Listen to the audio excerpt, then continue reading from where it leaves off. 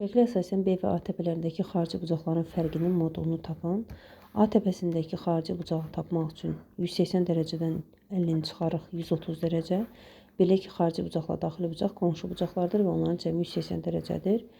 Və burada yenə iki üsul tətbiq edə bilərsiniz. Birincisi, B təpəsindəki xarici bucaq, ümumiyyətlə üçbucağın xarici bucaqlarının cəmi 360 dərəcə olduğu üçün 360 dərəcədən çıxarıq 130 dərəcə ilə 107 dərəcənin cəmini bərabərdir. 360 dərəcə çıxılsın 237 dərəcə bərabərdir. Alarıq 23 dərəcə.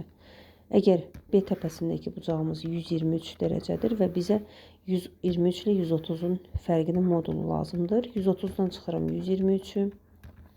Cavab edir 7 dərəcə. Deməli, fərq olacaq 7 dərəcə. Digər bir halda isə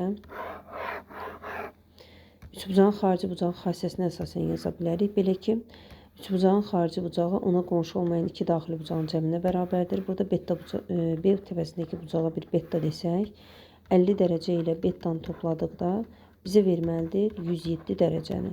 Və buradan beta bərabərdir alırıq 57 dərəcə. 57 dərəcəli daxili bucağın qonşusu isə 180 çıxılsın 57 dərəcə, yəni 123 dərəcə olar. Yenə də A təpəsindəki xarici bucağımız 130 idi. 130 ilə 123-ün fərqi 7 dərəcə verir.